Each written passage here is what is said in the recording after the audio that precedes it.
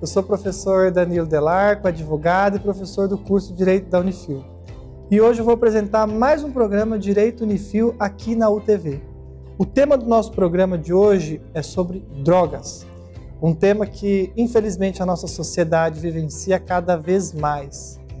E quem está aqui para responder algumas de nossas dúvidas é a professora Aline Fedato. A professora Aline é professora do curso de Direito da Unifil, advogada criminalista. Professora Aline, mais uma vez, obrigado pela sua presença. É um prazer poder participar. É sempre um prazer tê-la aqui, tá? Esse tema drogas, é sempre atual, né? Parece que, infelizmente, sempre atual. E cada vez piora mais. Né? O Estado não está dando conta de resolver essas questões. E antes da gente começar com as perguntas da população, esclarece pra gente, drogas é um termo muito amplo, né? As drogas em que o Estado sanciona, que tipo de drogas seriam essas? Na verdade, sim, as drogas são todas aquelas substâncias psicoativas que te trazem alguma alteração mental, psíquica, enfim. A questão é que não há um conceito de quais substâncias efetivamente são drogas ilícitas. O que há é uma portaria da Anvisa que determina quais drogas são ilícitas, quais drogas não podem ser comercializadas, não podem ser utilizadas. Essa portaria ela não é estática, até porque a criação das drogas, especialmente as drogas sintéticas, elas acontecem cada vez mais, vai aumentando, vai se modificando. Então a Anvisa tem que acompanhar essa evolução, ou involução, não sei bem como é que eu devo dizer isso. Mas ela vai ser editada uma portaria, então, para determinar aquilo que é proibido e aquilo que não tiver naquela listagem, então, por consequência, é permitido. As drogas, então, que nós vamos mais abordar hoje, o tema, seria aquilo que a gente vê que a sociedade está acostumada mesmo no dia a dia, ou seja, o que é o crime mesmo, no caso de maconha, cocaína, ou seja, o crack, heroína, esses tipos de drogas que é a questão que a gente vai tratar hoje em termos de sanção. Exatamente. Nós fomos às ruas e temos duas perguntas para você. A primeira é a da Nésia Navas. Nésia Navas, ela vai fazer a pergunta e a gente vai voltar aqui para você comentar. Vamos lá. Qual que é a diferença entre o traficante e o usuário de droga? Bom, professora, já dá para começar a esclarecer, né? Qual que é a diferença entre o usuário de drogas e o traficante? Ou seja, como que o Estado brasileiro trata esses dois? Essas condutas, elas são bastante distintas. Embora seja difícil, na prática, você verificar quando se trata de um e quando se trata de outro. Acontece o seguinte, em 2006 houve uma alteração na lei que modificou o contexto do usuário, modificou bastante. Até então, o usuário ele era punido com bastante rigor, né? Não com bastante rigor, mas havia uma punição, inclusive com previsão de pena privativa de liberdade. Em 2006, isso se modificou e o usuário dependente passou a ser tratado como uma pessoa que precisa de cuidados. Então, ele é visto pela nova legislação como um dependente, um doente dependente de drogas, diferente do traficante. Se de um modo a lei de drogas abrandou para o porte para uso, ela se tornou mais rigorosa para o traficante. E agora a conduta do traficante ela passou a ser uma conduta mais firme, mais pesada, e o sujeito pode ser punido de 5 anos até 15 anos. O problema são as condições, porque se eu pego de repente uma pessoa andando pela rua com uma determinada quantidade de maconha, por exemplo, ou qualquer droga, só um exemplo, vai ser difícil na prática policial definir se aquele sujeito é um traficante ou se ele é um simples usuário. Tem na lei alguma quantificação do quanto teria que ser o porte? Não, esse aqui é exatamente o problema, porque não há uma quantidade específica para você definir o que é usuário e o que é o traficante. A grande questão aqui são as circunstâncias do crime. Por exemplo, se eu pego um sujeito com várias trouxinhas da droga, com dinheiro trocado, supõe-se, por exemplo, que ele acabou de vender uma certa quantidade, aquilo é o que está sobrando, e o dinheiro trocado é aquilo que ele recebeu pela venda. Já o usuário, em tese, teria aquilo que ele vai consumir e só. Só que perceba que não é a quantidade, eu posso pegar duas pessoas com quantidades idênticas. E as circunstâncias vão definir o que cada um vai ter que responder. Então, na verdade, vai depender muito do policial ali na hora mesmo, né? Vai. Porque ele que vai levar essa pessoa e vai relatar isso lá, né? Como é que é o procedimento? A pessoa está numa festa, né? e ela é pega usando drogas, usando lá maconha ou cocaína, alguma coisa assim. E o policial leva, e ele que vai relatar, olha, a situação foi essa, foi essa, foi essa, e aí depois que o delegado chega a uma conclusão, como é que funciona isso? O sujeito vai ser levado até a delegacia, lá ele vai prestar depoimento, o condutor, que é o policial, também vai prestar o seu depoimento para esclarecer em que condições aquele sujeito foi pego. Justamente as circunstâncias. Exatamente. Diante daquele caso concreto, ou vai ser preso em flagrante pelo crime de tráfico, ou ele vai ser liberado se ficar considerado que é porte para uso. Só que, como eu disse, isso vai depender muito da pessoa, das circunstâncias, e claro que eles levam muito em consideração o histórico daquele sujeito. Se ele já tiver um histórico relacionado ao tráfico, certamente, ainda que ele seja pego com uma trouxinha da droga e sem nenhum dinheiro trocado, num primeiro momento ele vai ser taxado como traficante. Isso não quer dizer que não possa ser desconstituída essa qualificação posteriormente. Ou seja, ele vai ter que contratar um advogado mesmo para poder analisar e fazer uma boa defesa no caso. Em qualquer das hipóteses, né?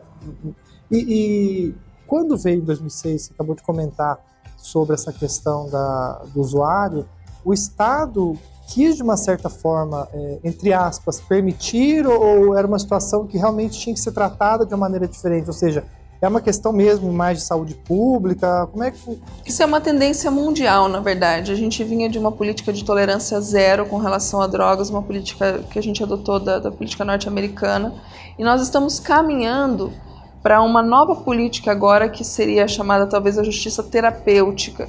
Hoje em dia nós já vemos pessoas importando do canabidiol. Não sei se você se lembra daquele caso, daquele casal de pais que tinham uma criança que ela tinha ataques epiléticos cotidianamente. E descobriu-se que o canabidiol, que é da maconha, ela poderia permitir que esses ataques diminuíssem ou até cessassem.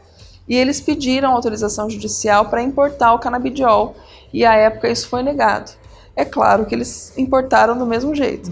Então, quer dizer, tentando resguardar exatamente a saúde do filho. O que aconteceu com isso? Eles perceberam que houve, de fato, uma diminuição desses ataques.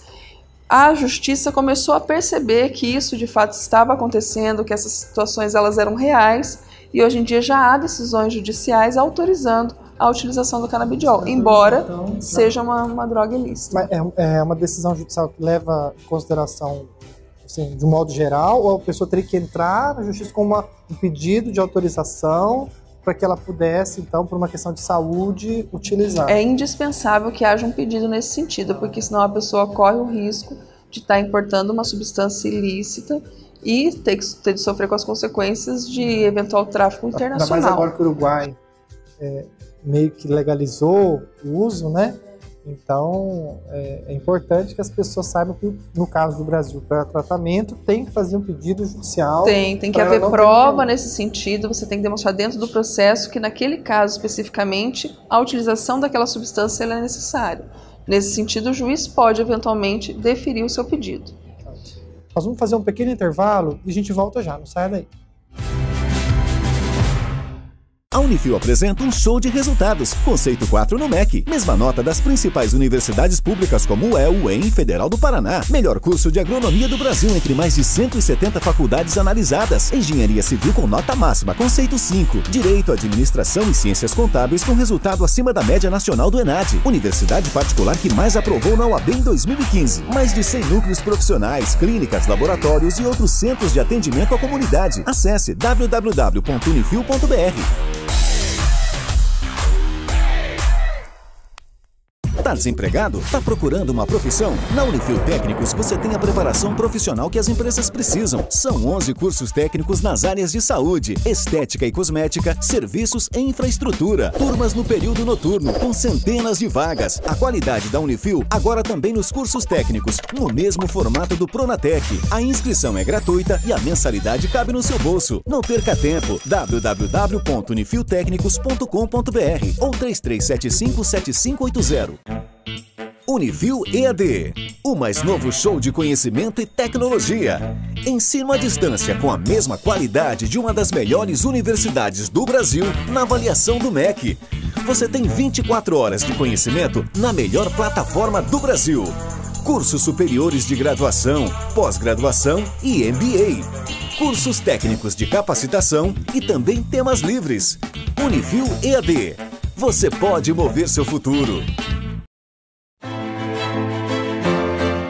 Voltamos com o programa Direito Unifil aqui na UTV e o tema drogas, né? Nós estamos aqui com a professora Aline Fedato, que está esclarecendo algumas de nossas dúvidas. Professora, eu vou já começar esse bloco com a pergunta do Bruno Silva. Vamos lá. Qual a pena que o usuário e o traficante de droga pegam? Então, professora, essa pergunta em relação à pena, né? Como é que fica a pena de quem usa? E, como você já falou, a questão é circunstancial, né? Mas se é enquadrado como usuário, como que seria a punição para o usuário e, no caso do traficante, como seria essa punição pelo traficante? Pois é, como eu falei para você, em 2006 houve uma grande confusão com relação ao porte para uso, que seria a figura do usuário, que a gente comumente fala como usuário dependente. Houve boatos, começou-se a discutir se havia descriminalizado aquela conduta ou não. O que aconteceu, na verdade, é que agora essas pessoas não podem mais ser punidas com pena privativa de liberdade. Mas isso não quer dizer que elas não tenham uma sanção. Elas podem ser punidas com uma advertência, com medidas, prestação de serviço à comunidade, ou elas podem ser submetidas a tratamentos, até mesmo a internação em último grau, em última instância. Não, não é porque não está liberado. Que vai... Muitas pessoas ainda defendem, descriminalizou. Bom, se tivesse descriminalizado, não teria uma sanção, não teria uma consequência jurídica, exatamente. Diferente do traficante. As condutas praticadas pelo traficante são condutas que, em tese, já exigem uma pena privativa de liberdade, que vai variar de 5 anos até 15 anos, dependendo do grau de culpabilidade, da responsabilidade, das consequências. Mão de ferro. Com muito mais rigor do que a lei anterior. Normalmente, os traficantes, às vezes, normalmente não têm dependência. Às vezes usam, mas não é. A grande questão também do usuário do traficante é a dependência em si, né? Porque é essa preocupação do Estado. A ideia da lei é proteger o usuário, exatamente isso. O usuário dependente, e essa é uma grande confusão também, porque a lei não distingue o usuário do dependente. Isso é um grande problema. É uma grande crítica que se faz com relação à lei. O usuário é tratado dessa maneira, independente se ele é dependente ou não. Exatamente. Porque tem usuário que é dependente esporádico mesmo, e tem aquele que é dependente da substância entorpecente. É isso mesmo. Professora, hoje nós estamos... a sociedade, de modo geral, é muito preocupada em relação aos menores, né? Os pais, como é que fica essa questão dos menores usuários ou traficantes, né? Às vezes numa classe baixa, numa favela, a família não tem muitas condições, infelizmente ele parte para as drogas ou se envolve com o tráfico para conseguir, às vezes, coisas na vida, né? Infelizmente a gente tem muito disso ainda. Como é que fica isso quando se trata de menor? Ou seja, existe essa história do menor usuário, menor traficante, tem alguma sanção? Como é que o legislador tratou isso? É da mesma forma, sempre que um menor pratica uma conduta criminosa ou uma contravenção penal, que não se chama crime ou contravenção, para eles se chama ato infracional, eles terão uma responsabilização também, que vai variar de acordo com a culpabilidade, com as consequências da conduta, mas não quer dizer que eles fiquem impunes a essa ação. Para o pessoal, até mesmo os pais dos menores que estão nos assistindo, quando eles praticam, agora no programa passado a gente falou do racismo e da injúria, né? Quando eles praticam algum ato infracional, que seria o que para o maior, um crime ou uma contravenção penal, eles ficam fichados, ou seja, isso pode atrapalhá-los? Ele tem, chama antecedente ou não? Como é que fica isso? Hoje, se eu sou adulto e pratico um crime, eu tenho um antecedente. Então, às vezes, para arrumar um emprego, alguma coisa, eu posso ter algum tipo de problema, porque algumas empresas estão exigindo para o concurso público também. E o menor, ele tem que ter esse cuidado? Há uma investigação em alguns concursos, algumas de vida pregressa, alguma coisa relacionada? Olha, em tese não há, né? Porque a regra é que a partir do momento que a pessoa atinge a maioridade, é como se ela zerasse a vida a partir dali e recomeçasse. É claro que na prática isso não é razoável. Então é possível, caso você vá fazer um concurso público, é possível que se busque todas as suas condutas anteriores, ainda que não formalmente, mas que se possa conhecer das práticas. Os menores hoje, se eles pretendem futuramente, teriam que tomar bastante cuidado para evitar dissabores lá na frente, né? E os pais, numa situação dessa, como é que os pais conseguiriam perceber que tipo de indício? Você que está acostumado a lidar com esse tipo de situação no teu escritório.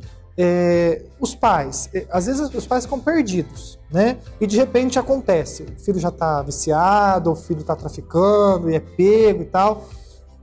Que tipo de indícios que você poderia, tipo de dicas para os pais que poderiam perceber ou suspeitar de alguma coisa que o filho possa estar envolvido com isso drogas? vai variar muito de acordo com a droga. Tem drogas que não causam alterações físicas que permitam aos pais perceberem isso.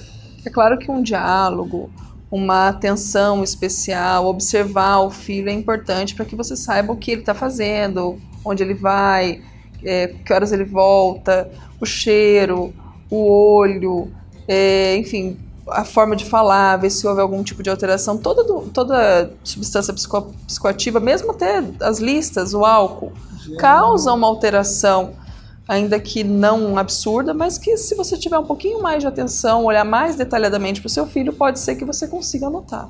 Professora Aline, e hoje, o que você acha que o Estado, que políticas que poderiam ser adotadas? Igual a gente está vendo aí a intervenção federal no Rio de Janeiro, estamos num ponto que está ficando insustentável, né?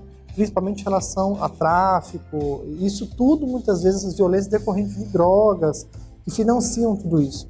O que o Estado teria que fazer? O que você acha, a sua opinião, para a gente encerrar o programa, em relação a políticas que o Estado poderia adotar e às vezes que são adotadas em alguns países que está dando certo em relação às drogas? Pois é, a nova lei de drogas, de 2006, ela prevê 3 políticas que o Estado deve adotar: a política primária, a secundária e a terciária. A política primária é aquela que tenta evitar o primeiro contato com a droga. Quando a gente vê na televisão aquelas propagandas, diga não às drogas, são políticas que buscam dar às pessoas uma ideia de que não entrem em contato com a droga. Porque isso é uma escolha, você não entrar, não ter o primeiro contato é uma escolha. Chega um momento que você já não tem mais essa escolha porque ela já passou a te dominar. E daí é quando entra a política secundária. Nesse momento o Estado tem que ele cria mecanismos para reduzir os danos decorrentes da droga. Por exemplo, é inevitável que vai acontecer esse uso. Então, o que o Estado vai fazer? Se você for usuário de heroína, por exemplo, ao invés de você ficar compartilhando seringas, ele te dá uma seringa. Porque isso reduz os riscos provenientes daquele compartilhamento. Já é uma questão de saúde pública mesmo. Exatamente. E não é contribuir para o uso da droga, é saber que aquela circunstância pode minimizar os prejuízos. Que prejuízo vai haver, não há dúvida. Mas pode ser menor do que aquele que se espera. E a terceira e última política é a terciária. Só que daí já envolve uma questão mais familiar. Você atender o sujeito, e não só a pessoa do dependente, mas o meio deles, a família, entender os problemas que aquela pessoa tem, para que não adianta tirar aquela pessoa, internar aquela pessoa, e ela vai voltar depois para aquele mesmo ambiente. Agora, o novo prefeito lá, que eles tentaram, e deu uma discussão, que ele foi para Cracolândia e aí queria internar, depois não, a internação não podia ser obrigatória. Já entraria nessa última política aí. Essa política não adianta você tratar só o sujeito, porque você interna a pessoa, mas depois você a devolve para aquele mesmo ambiente que ela saiu, com as mesmas possibilidades, os mesmos caminhos. Então, o que você precisa? Você precisa tratar aquele ambiente também, para que você possa, então, devolver aquele usuário num ambiente mais saudável. E assim, talvez, evitar que ele tenha um novo contato com a droga. Professora Aline, mais uma vez, obrigado pela sua presença. Eu que agradeço, foi um prazer poder participar. Pelos seus esclarecimentos, tá? Muito obrigado. E aqui a gente termina mais um programa Direito Unifil. Continue nos acompanhando nas redes sociais, façam suas sugestões, façam suas perguntas para que a gente possa respondê-las aqui no programa. E antes de terminar, eu gostaria de, mais uma vez, avisá-los de que a pós-graduação na Unifil tem agora pós-graduação nas áreas do direito penal, do direito civil, do direito do trabalho. E se você já é graduado ou conhece alguém que já terminou uma graduação e pretende se especializar na área do direito, ligue para a Unifil, entre em contato aqui com o nosso site e faça uma pós-graduação na Unifil que você vai estar bem amparado. Agradeço mais uma vez a tua audiência. Até mais.